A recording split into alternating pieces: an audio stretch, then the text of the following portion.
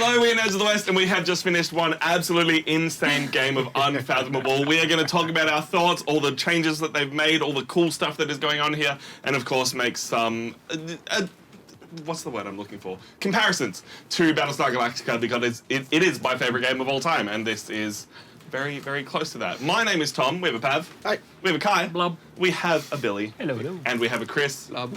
So, as you might have heard, those two blubbed, they were our bad guys for the game. We will come back to how you guys thought about the mechanics led you towards that bad guy play, but we'll start where I always like to do, with the art. This is a very pretty game. Sure is. I just realised we both said fish at the start of the last one. Oh yeah, we did. Sorry, didn't we? totally. I absolutely love all the stuff that is semi-realistic in this game. I'm not a fan of the stuff that's a little bit more basic.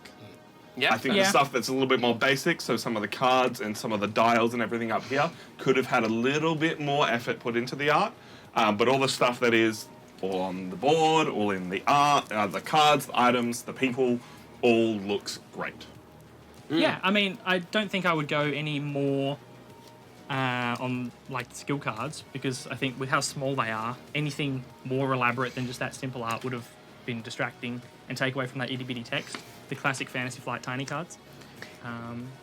But I agree. I think the art of the board is really pretty. Like, so much detail in there. it's the lines are thick enough that you can still tell what's where, even though you've got a pretty background. Design-wise, yeah. I agree. This kind of like filigree pattern is a bit simple. Like I know what they were going for. Yeah, it just doesn't But seem to... it just needs a bit more texture more. or something on these plain brown shapes.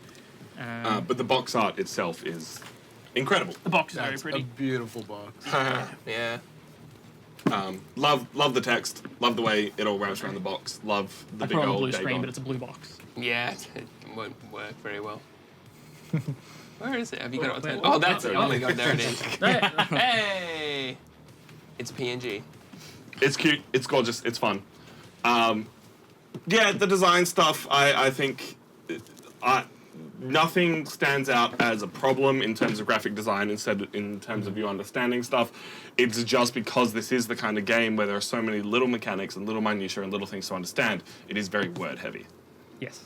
And so while there isn't like symbols galore, there is a little bit of word spaghetti.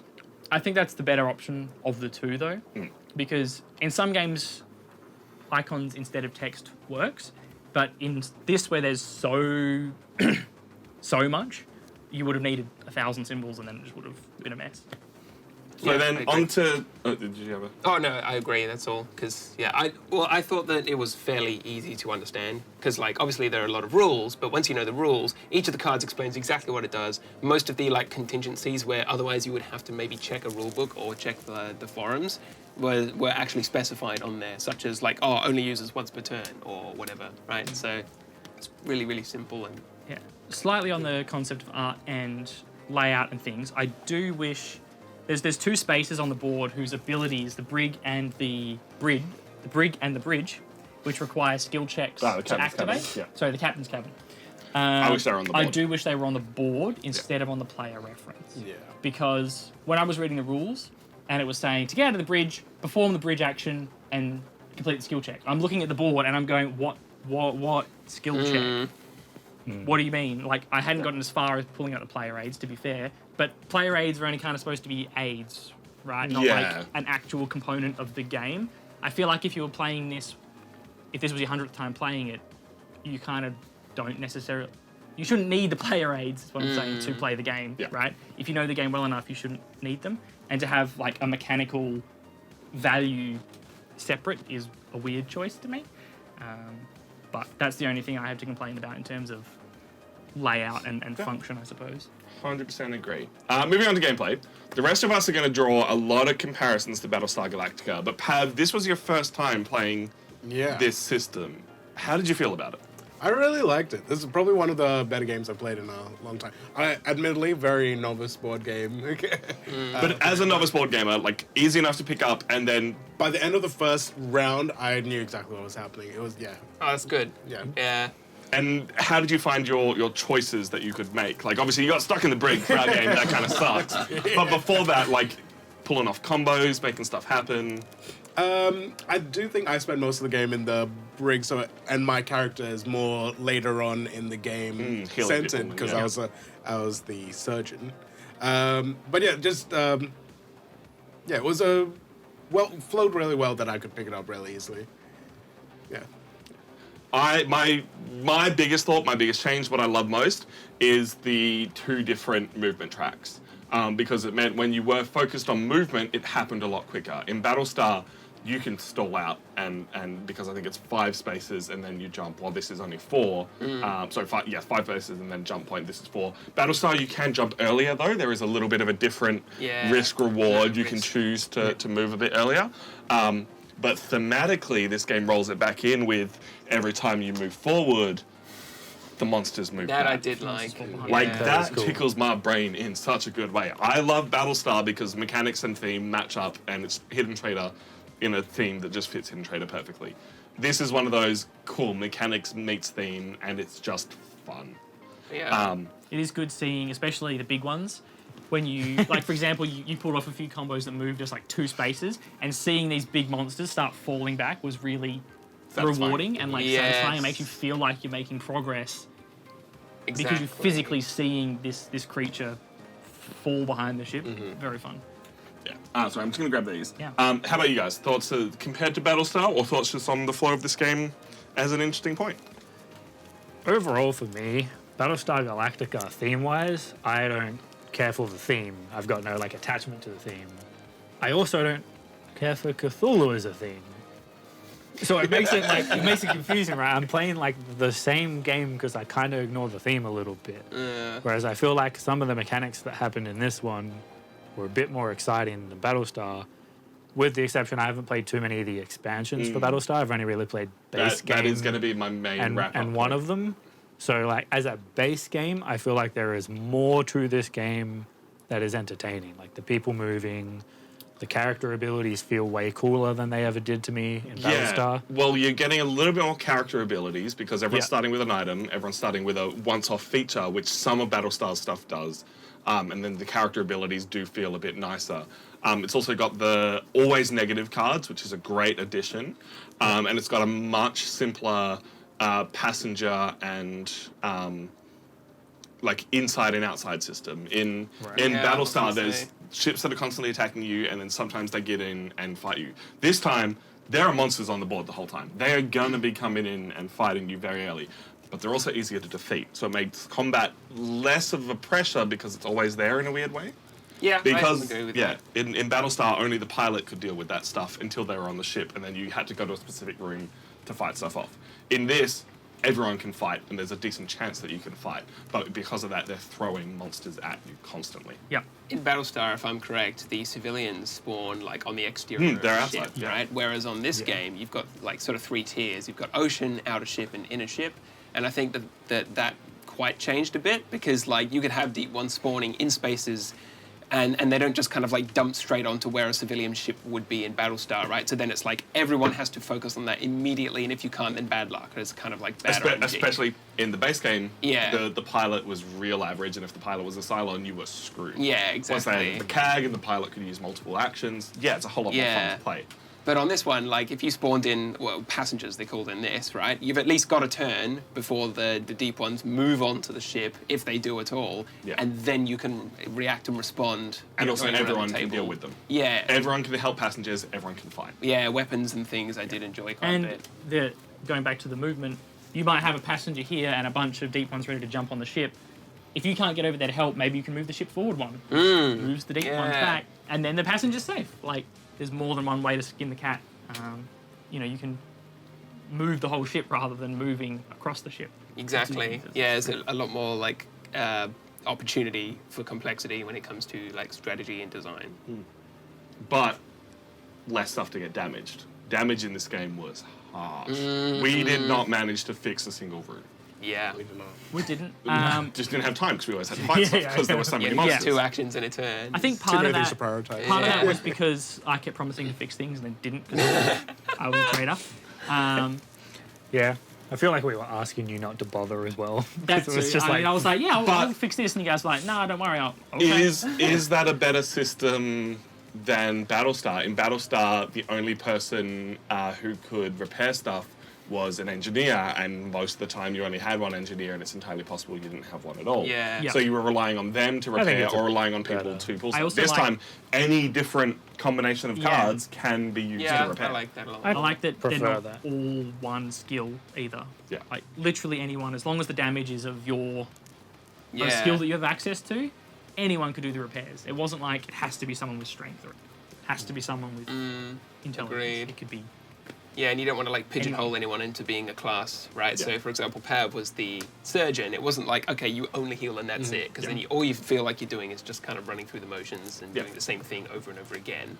You're quarterbacked into playing that, and Yeah. everyone is going, okay, you can do anything in this game. Yeah, Certain exactly. people are better at stuff, but Yeah. because it fixes that problem of one wrong person being the traitor means you're out of the game. Yeah, exactly.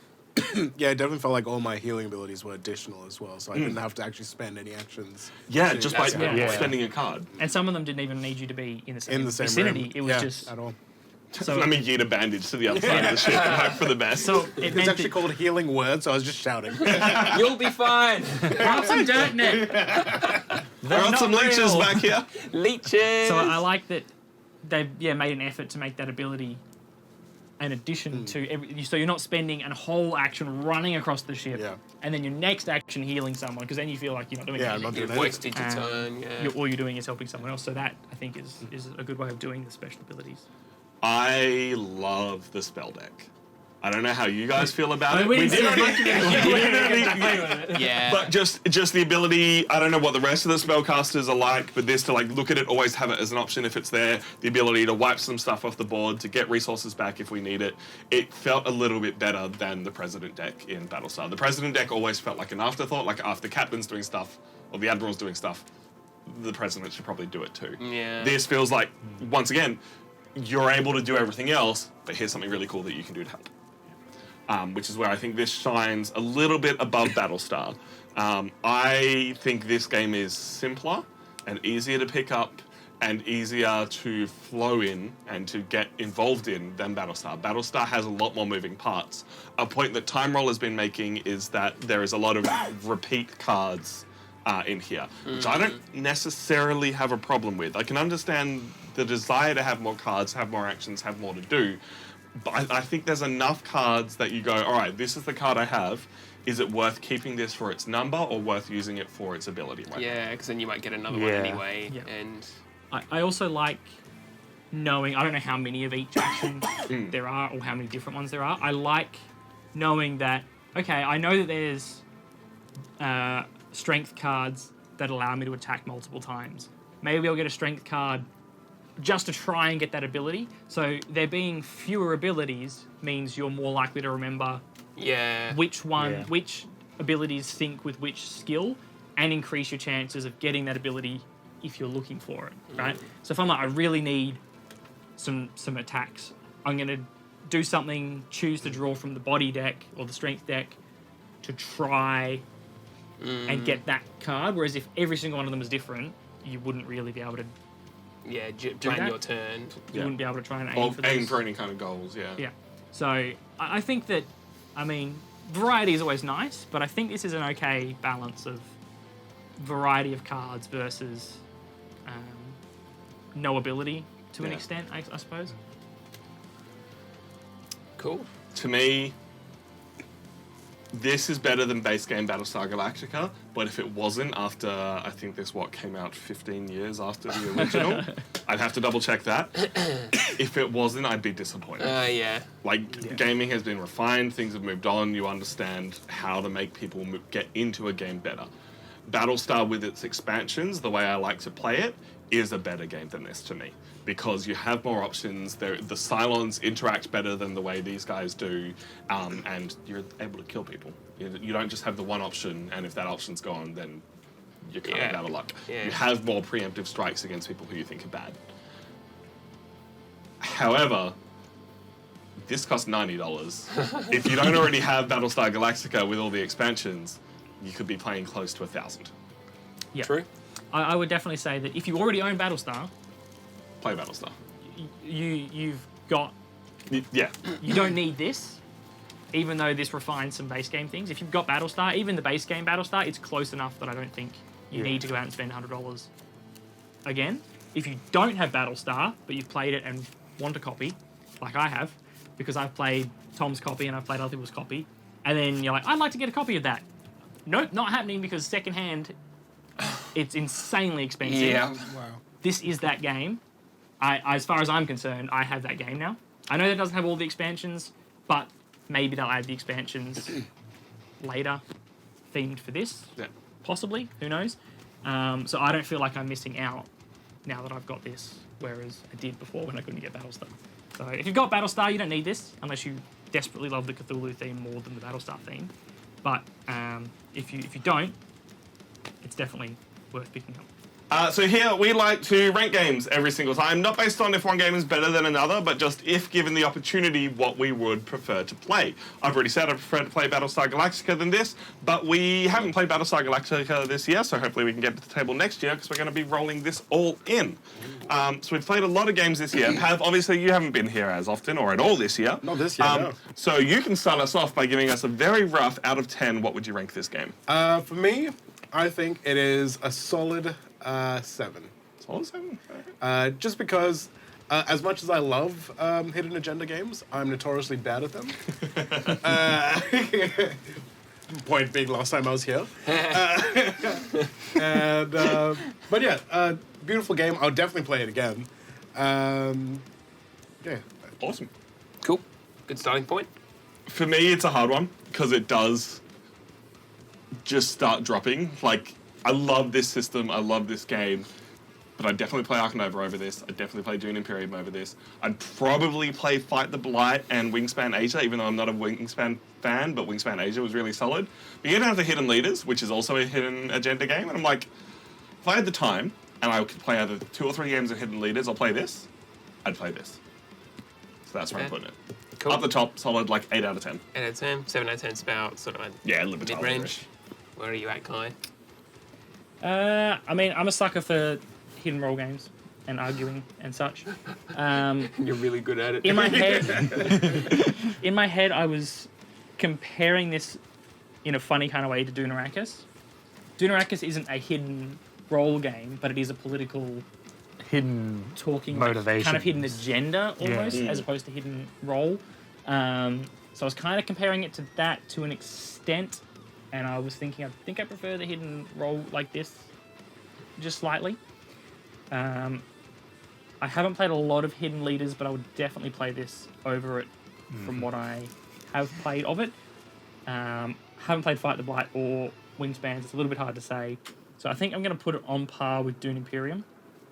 Different games, very different games, and it would depend on what I'm looking for. But if someone said, do you want to play Dune Imperium or do you want to play Unfathomable, I would have to think about it and think about what I was feeling. So I think I would put it on par with Dune Imperium. Billy? It's interesting for me because I have not played a lot of these games. I think the only ones I have played are Geonorakis, Nemesis, and Reload. And I would play the shit out of this before every single one of those games, to be honest. Okay, so what, like a 9 out So of 10? for me, it's like a solid 9 out of 10. I would put it at the top of this list pretty easily. From what I understand of Dune Imperium, even though I haven't played it, I wouldn't. Yeah. Which is why I've not played it. Yeah. How about you, Chris? I think it just sneaks in under Hidden Leaders for me, because I certainly thoroughly enjoy this game. It's also hard because, personally, I like Libertalia a lot, and I don't know why Libertalia being that low still gets I me. know, Like, but like, I'd probably put this right just below Hidden Leaders, just above Geonorakis, which I also have not played. slap that bad boy in there. So let us know what you think. We are definitely going to get this to the table again at some point and possibly do a video on explaining and exploring the differences between it and Battlestar Galactica, but that's just because I want both of them to hit the table more. We do content every single week on twitch.tv/nerdsofthewest, so if you want to come out and join us live, we will see you there. Otherwise, we will catch you